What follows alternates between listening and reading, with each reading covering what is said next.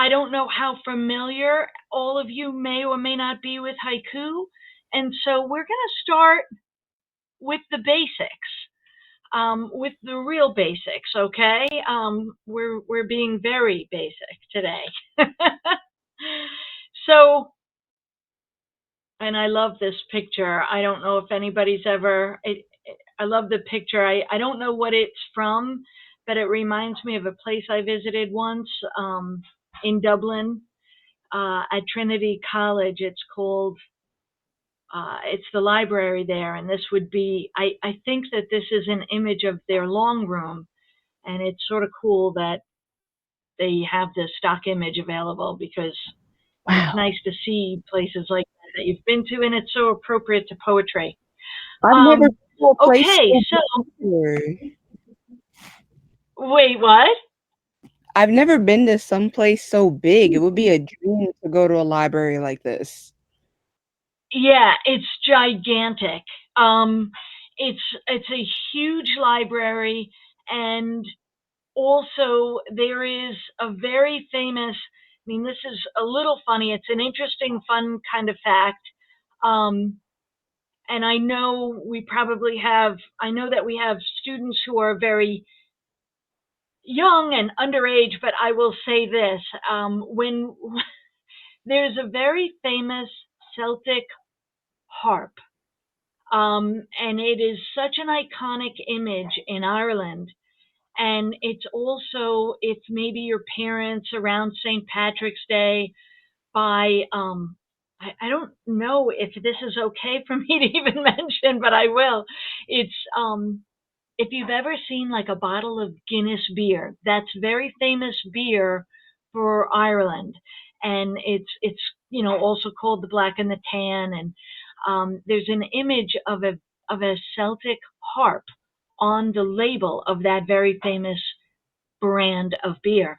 In this long room, in this library in Ireland at Trinity College, which is located in Dublin, uh, the harp is in the room. It's in the library. You can actually see the original harp. So there's a little fun fact. And many lines of poetry have been created based on that harp too. Okay, well, let's get going with haiku and leave Ireland and head to Japan, really. And if anybody has any questions while I'm going through this, feel free to just stop and raise a hand or jump into the chat. I'll try to pay attention to that.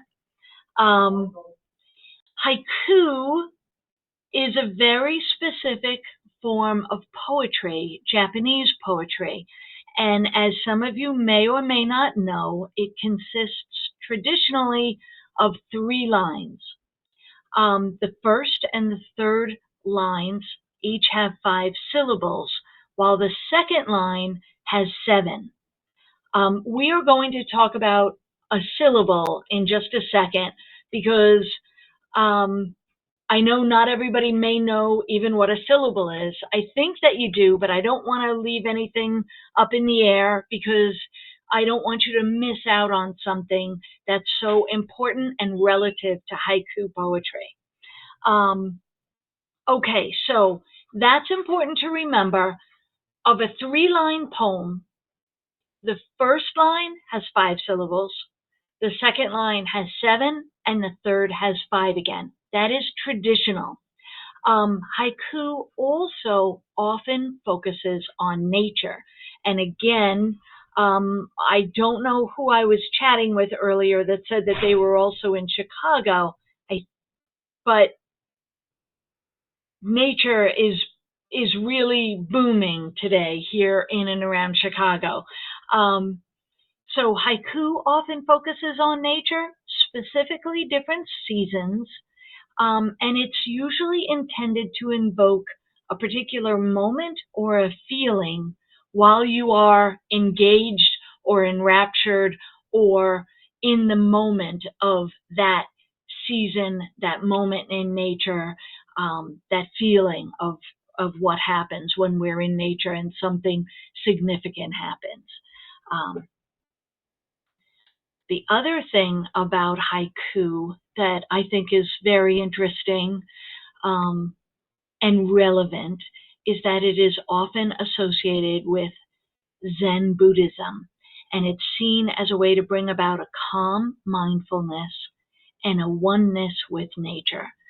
So if you notice while you're engaging in haiku, when you're reading it and really letting it sort of envelope you and encompass your thoughts, the idea behind it is to tune out everything else and allow yourself to become one with that moment in nature. So, whereas some poems and some poetry is just about evoking an idea or a feeling, haiku really tries to take the entire body, mind, soul, and your environment and bring it all together into one very zen, very peaceful and calm moment. So we're going to try to bring that into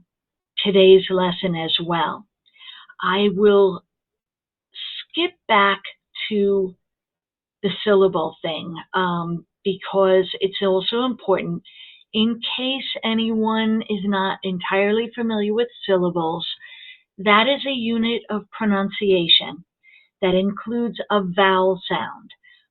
Every unit of pronunciation is always going to include a vowel sound, every phenom of a word, the smallest piece of a word. It's going to include a vowel sound with or without the accompanying consonant. And so to give you an example, I gave you two examples up here on the PowerPoint. There are two syllables in the word Monday. There are three in the word Saturday. Now, some words are a little hard to follow based on how we pronounce them and are we sure of how many syllables are in something.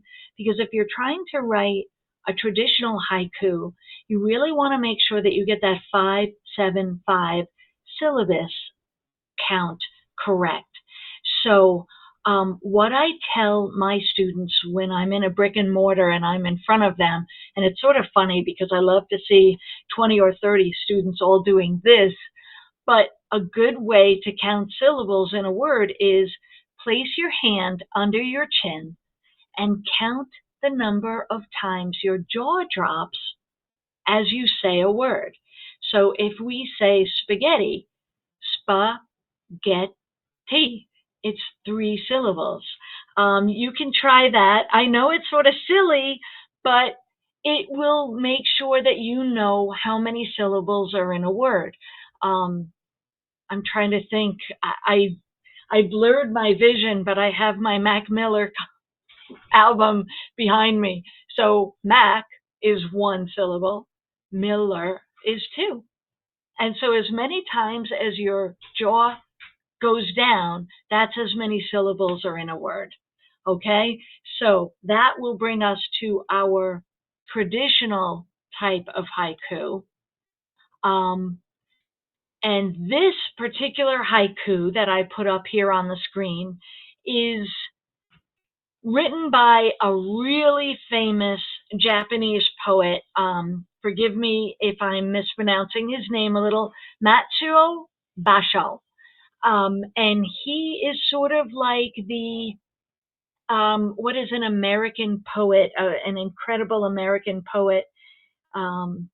He's sort of like the one of the most famous Japanese poets in Japan. As I'm drawing a blank right now on as Emily Dickinson might be to American poetry.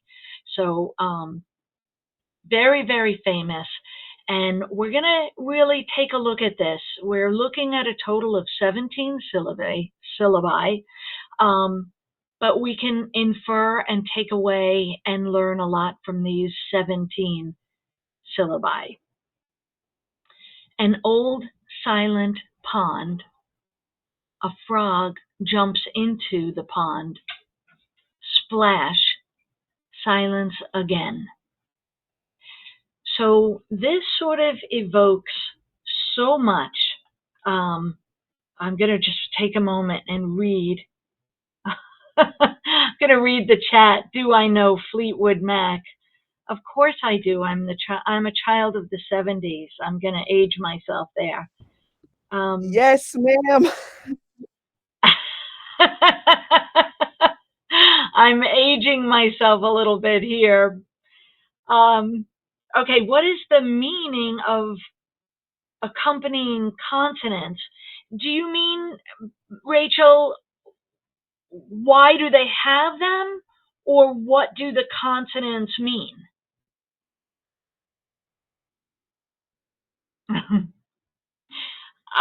And also what it means. So the consonants don't necessarily mean anything. They are just, um, it's sort of like when you're learning to write a short story in your English class. You can be told by your teacher, oh, a short story has to have characteristics. It has to have different characters. It has to have um, dialogue. It has to have a plot. It has to have a denouement and a conflict. And then that conflict needs to be resolved. What, and that sort of, and it has to have a word limit. And that is what defines a short story. It's why short stories are so hard to write, because you have to pack all that into a certain word limit. With haiku, the limitations and the process of writing haiku all falls within the idea of a certain number of limited syllables.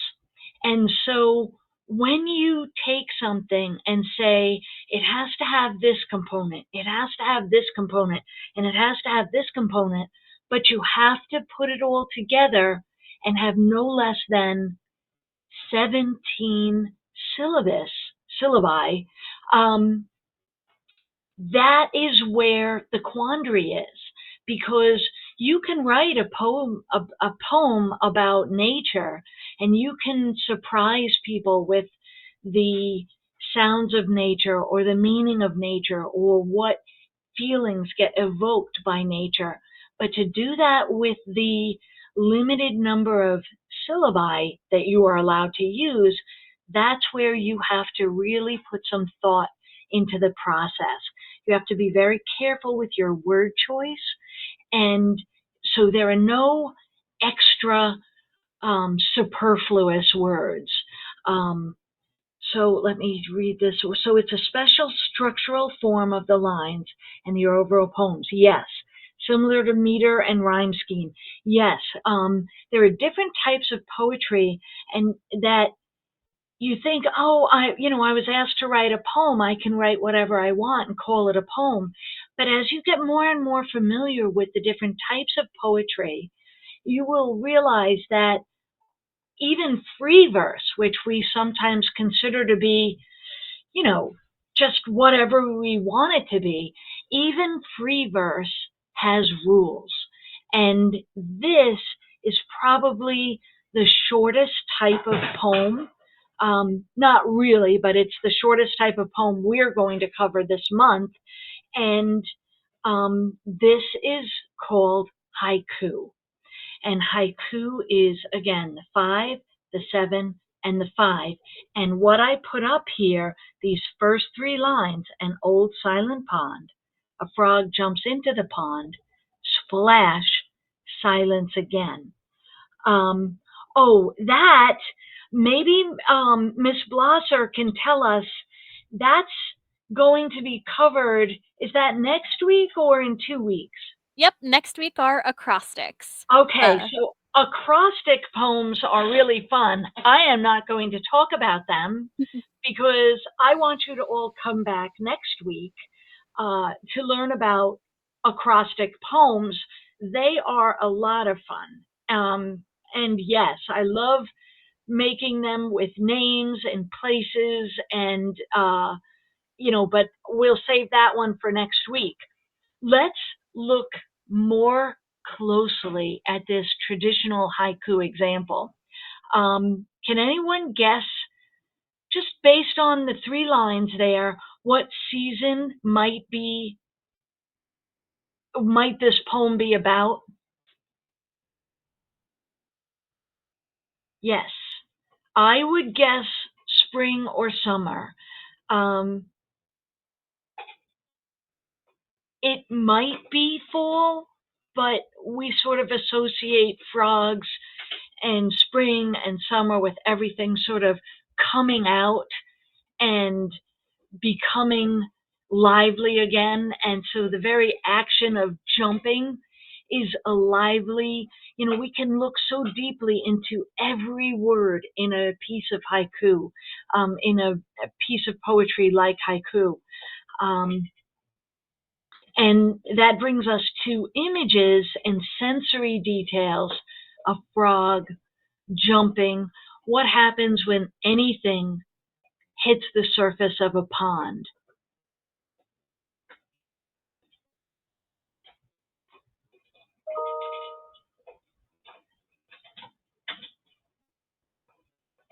Yes, absolutely, Rachel.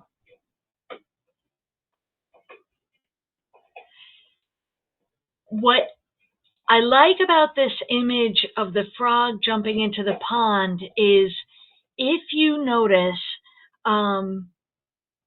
there is so much to pull from this piece.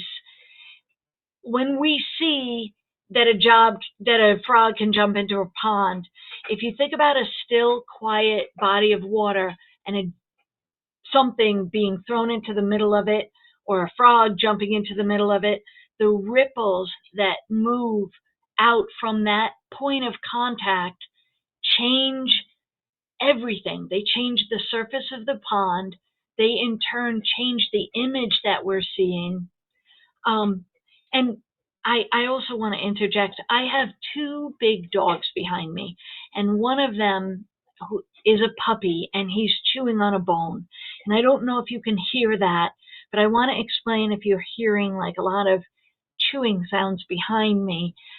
If he's not chewing on that bone, he might be leaping into my lap, and he's about 80 pounds. So I'm going to let him chew and hope that you guys aren't being distracted by the sound of that. Okay, so there is this image of a frog landing in a pond, and then splash, which reiterates the outward trajectory of rhythm and things happening on the surface of the pond, and that sense of disruption. All that can be created with a frog jumps into the pond. Sometimes in nature there is disruption. Moving back to, if anyone's around Chicago today, there's a lot of disruption. Disruption from the change in movement from the frog jumping into the still pond. That's it exactly. We can really look at this and think about it, feel it, and what other emotions does the poem take you through? Because you start one place, you go somewhere else, and then you go back.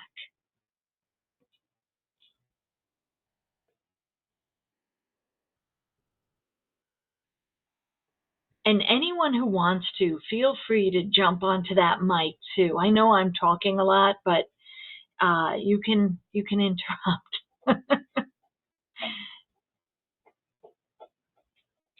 Okay. I am going to move to the next. Now, this was a traditional haiku example. I'm going to have one more comment on this, and it is about just going even deeper into this particular piece of poetry.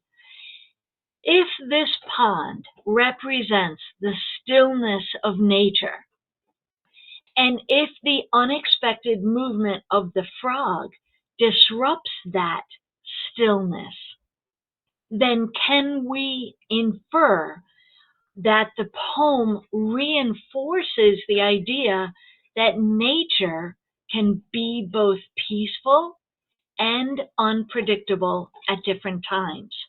And the reason that idea is so important is we did that, or he did that, this particular poet did that with 17 syllables. 17 syllables, just a handful of words. And we can extract so much. And someone said, I love the vibe here. Traditional haiku is really about creating a vibe. It's about creating a sense of your environment, how you feel in that environment, and what you can pull from the environment.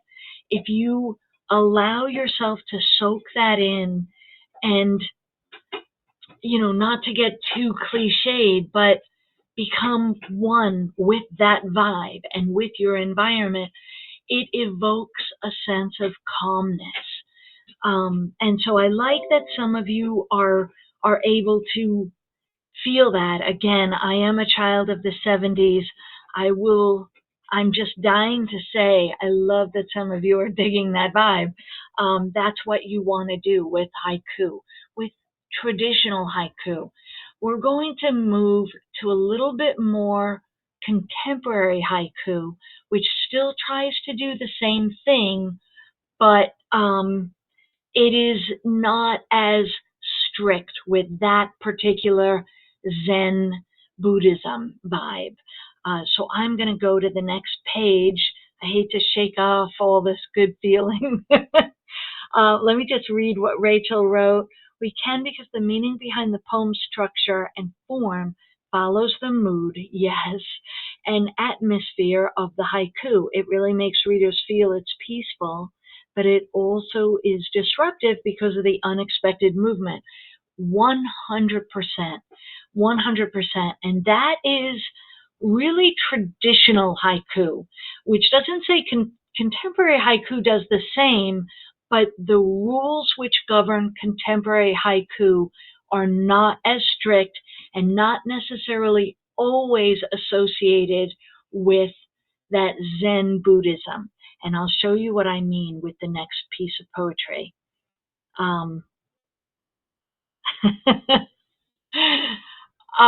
Okay. Oh, what did I do? I didn't switch pages. I'm watching the chat. Contemporary haiku. So this is a piece of haiku written by an American poet, Sonia Sanchez, and here is her haiku. A night full of stars, and all of them mine. They all belong to me alone. So there's a lot to unpack here as well. A night full of stars. If anyone's ever been fortunate enough to maybe camp outdoors, or you live in the country, I grew up right outside of New York City in Queens, and so at night, if I walked outside, I definitely saw lights, but they weren't stars.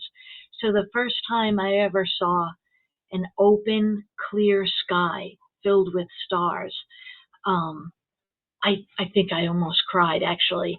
Oh, and Anise, I noticed it earlier when I was trying to find your email to send you the link, and I've been to Albuquerque once or twice in my life, a very long time ago, and I missed okay, my big dog is about to be making some very strange sounds. He's fighting with the puppy. Albuquerque has a balloon festival, and I was going out there for the balloon festival. I'm sure Anise can speak to that. It's beautiful. But late at night, I was down in Santa Fe, and it was the first time I'd ever been out in the country. I was in the mountains outside of Santa Fe, and it was dark. And I looked up, and I thought it was pretend. I just didn't think that the night sky could ever look like that. I didn't believe that the sky that I was familiar with could ever look as incredible as it looked above Santa Fe that night so many years ago. So when I see this, it's part of the reason I chose this piece of haiku, a night full of stars, and all of them mine. They all belong to me alone. That repetition of all in one line. So of those 7 syllabi in line 2, the word all is in there twice. That's very significant. It's very meaningful because it's showing ownership and possession. So this person is talking about the night sky and how it belongs to her. And that's something in nature that we can all pull nature in and keep it for ourselves on our terms. When we want it, when we need to have it, we can own it. We take it. It's not anybody's. We're always free to look at it and be in awe of it. And that's what this poem is teaching us. It's yours. It belongs to you alone. Oh, I am going to go take care of something. Bridget, Miss Blosser. You're totally fine. Go ahead.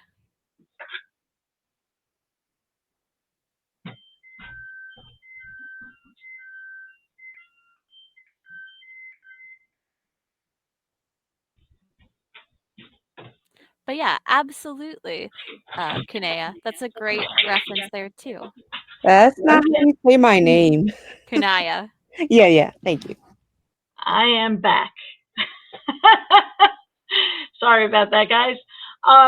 Okay, so going back to the contemporary haiku. Okay, the repetition of the word all brings about a sense of ownership and possession.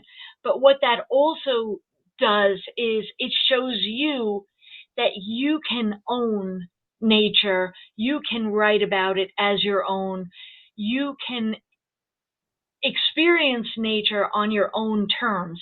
And that's what this poet is doing right here. She is suggesting that we can find comfort, solace in the natural world. Has anybody seen something in this piece of poetry that is different from what we might expect? And I'm going to let you all look at this poem and think about it a little bit. Yes. Yes. That's good. I actually wasn't thinking about that, but that also shows the possession, the sense of ownership and individual ownership of nature. There's something else about this, and it has to do with the structure of contemporary haiku. Oh, I love where all of you are going with this.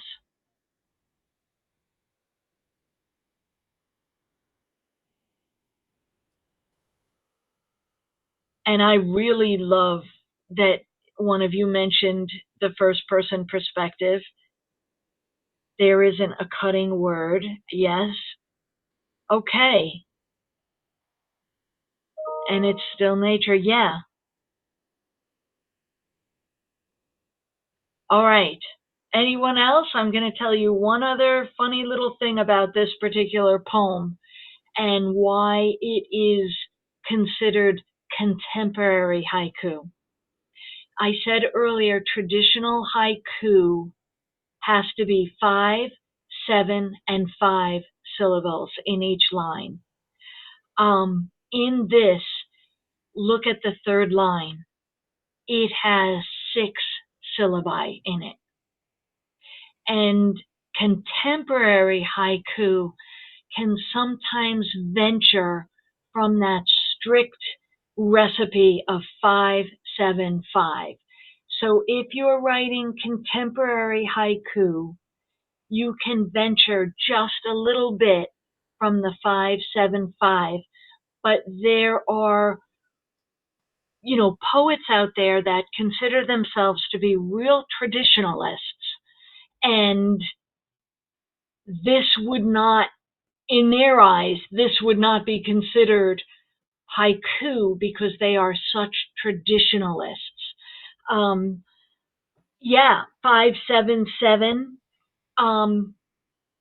You can't venture too much, but you can add a syllable here or there and still call it contemporary haiku. But it has to have those components of haiku. And then if you begin to move away from the idea of nature and seasons and that sort of thing, if you move away from the syllabi, you really want to stick with the themes that are associated with haiku. Or if you move away from the themes, maybe stick with the syllabi, because at some point you begin to move into a form of free verse. And so you just want to be a little careful. And yes, I do believe you can also do 3-5-3, and I think that might actually be yet another form of haiku. And honestly, I would check that out right now, but I feel as though if I try to Google something, that's what happened the last time I tried when my picture froze earlier. It was because I tried to Google something while I had this screen open. And so I am not going to tempt fate right now by Googling anything, but I do think the 3-5-3 is actually another form of haiku. But mostly haiku is the 5-7-5, and it is always having something to do with some sort of season or nature. So let me move on to the next, where we are going to practice writing a little bit of haiku. And some of the things that might help you to write haiku. Um, uh, uh-oh. I hope it, gee, you guys are too young to drink coffee. I hope your brother's older than you. My brother's 18. Oh boy, oh But boy. I was Okay. just sitting at the table because I signed up for 4 clubs last year. And he spilled the coffee by hitting it. And I'm like, oh my gosh. He was like, I'm so sorry about the shirt. I'm like, I don't care about the shirt. My computer. My mom grabbed it. We were all shaking. It was crazy. This one is crazy. So you could write a haiku about that if you turn that into a feeling. We can each just take a few moments and write a haiku to get you started. You might want to choose a season or an event in nature, something having to do with nature, seasons, something like that. And then ask yourself, what emotions get associated with that? Sometimes when I think of winter, I think of feeling very cozy and calm and a little slower, a little more quiet. Um, you can use different images, uh, leaves, water, rivers. Um, Experiment with all the different senses that these different ideas evoke in you. What does a river make you feel like? A still river, a fast running river? See if you can come up with a metaphor to attach to some of these emotions or some of these images. And then the last thing is be impactful with your words. Some of you noticed the words, the tense, the perspective that the poets used in their haiku, whether it was traditional or contemporary, you saw how impactful their words can be. And so when we are limiting the number of words for a piece of poetry, that really makes us think.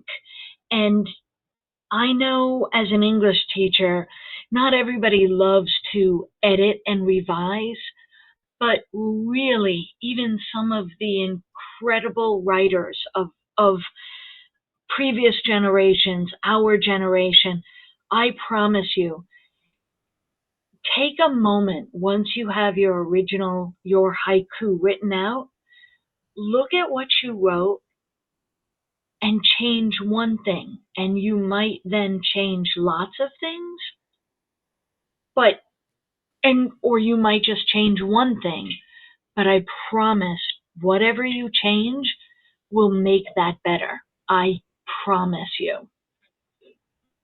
And yeah, share it in the chat. I see we have one already. I'm going to count Actually, two of them. we have a link here for you guys to share. That way it'll Oh, be easier to keep track of than trying to hunt through the chat. fantastic. So feel free to hop in there and submit your haikus as you write them. I have comments turned on so you guys can post what you think and you can like them. Thank you guys. The way you explained it, I fully understand the concept. It was kind of hard at first, but the way you explained it really helped me understand. That is very nice to hear. Thank you.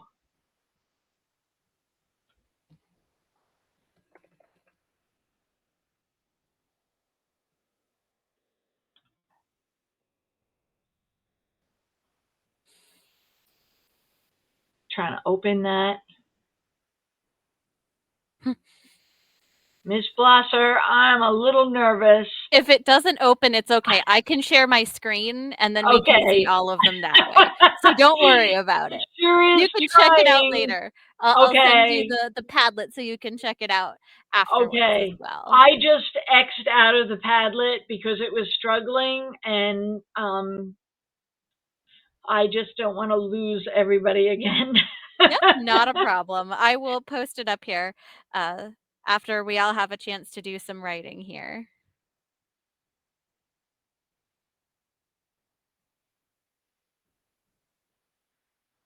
Oh, I love this that was shared in the chat. That's beautiful.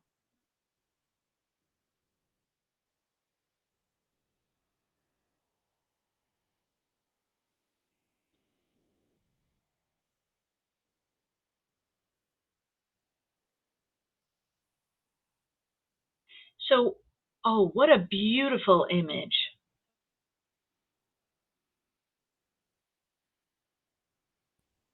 Fun fact about my name, it actually is a breed of Japanese cherry blossom. You're kidding. That's beautiful.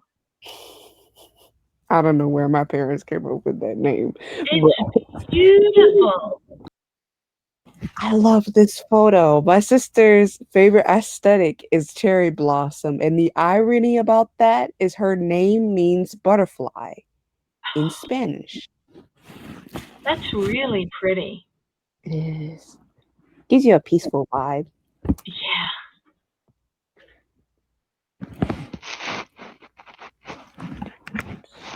Hey, so this one is beautiful. And who put in this one? Wow, that's deep. Yeah. I don't know how to share. Oh, wow. Good job. I don't know how to share. So if you go to that link, all Mm, you'll do is you'll press the plus sign down here in the bottom right-hand corner, and it'll okay. let you then create a subject and then type what you'd like to type. Okay, thank you. Absolutely. Oh, all right. So while you are all writing your own pieces of haiku, one of the things I've noticed in the one that's been posted already and the one that was in the link in the chat box. And I didn't mention this during my presentation, but sometimes that third line of haiku includes a little surprise, a little unexpected pop of surprise. And so far, the two that I have seen you guys write has that little pop of surprise, but I feel alive, or not a sound peeps. Those are wonderful little surprises. So great job. Should I write the revised version where I change one aspect? Yeah.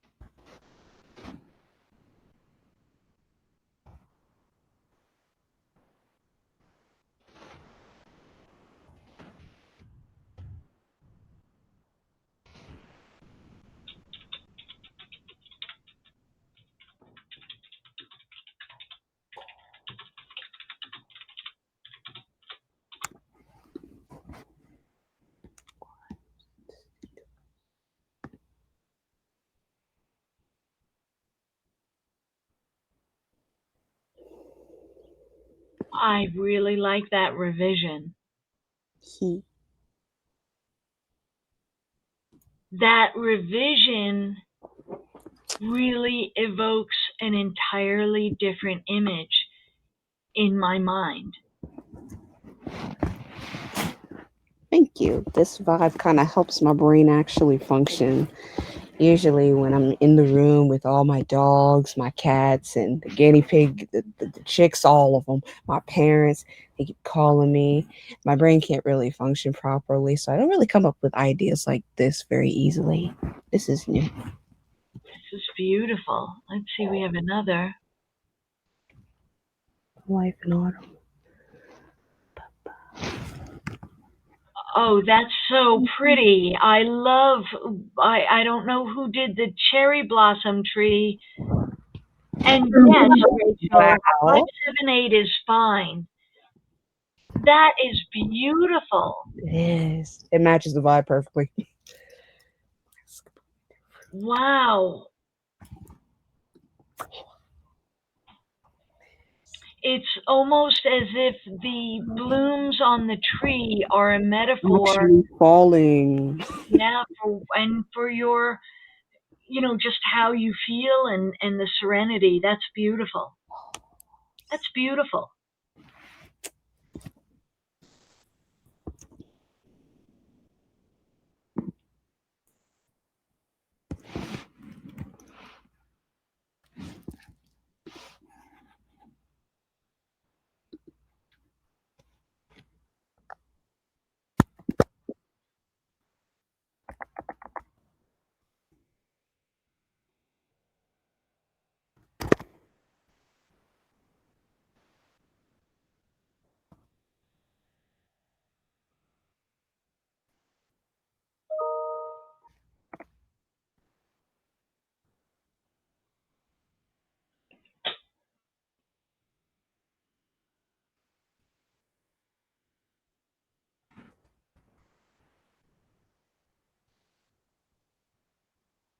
Wow, these are really beautiful.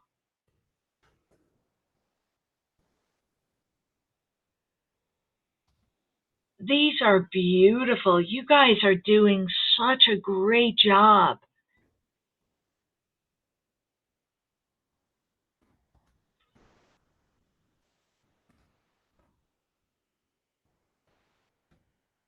this Into the River is just incredible.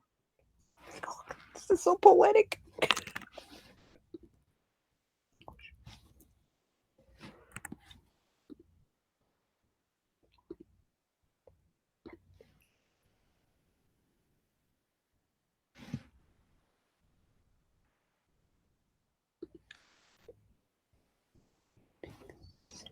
These are just so nice.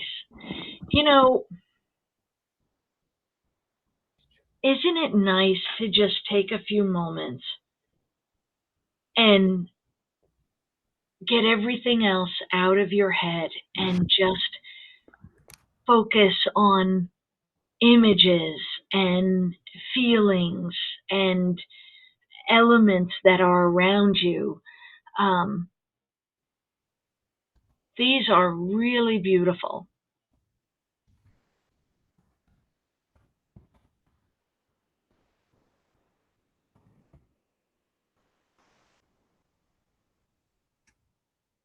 The Each one of them, and Sarah, I meant to say the hope that is portrayed in the life in autumn. The hope is incredible, and I love the reference to coloring a season. Um, Ooh. you know, you actually, whoever did Pink Season, you actually added to the poem by giving it a title. I Um, did. I love that. I think that's beautiful. I also really like what Anise did here by identifying the wind as a spring wind. Um, that really guides the reader of the poem in a particular direction, because wind and blowing might take you in another direction, but the author there, Anise, is making certain that you're being taken in the direction she wants you to go in. And that's something. That's really something.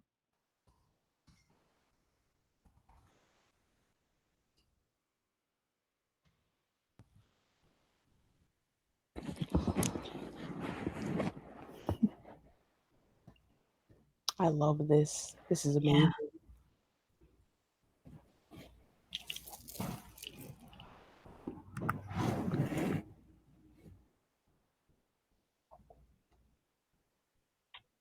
I can see some of you guys posting comments. Please feel free if you guys want to comment on things that you like. I will leave these up for the entirety of the month and beyond. So even if you want to come back to them later, or you think about it when we're doing other types of poems or as you're going through your month, feel free to come back and post a poem or post a comment. I'm sure uh, myself and Mrs. Jesaitis will hop in throughout the month here to take a look at your poems because you guys are doing a really great job. Well, I'm signed up for all of this month because I really wanted to get the experience.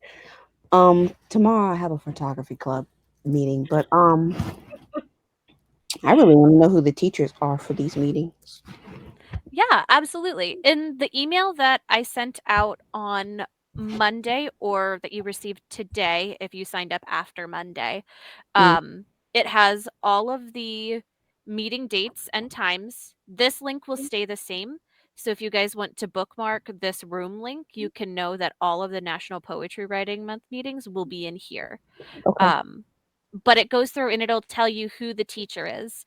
Next week, we have Mrs. Dent doing acrostics. And then after that, we have Mrs. Wood doing limericks, which should be very fun.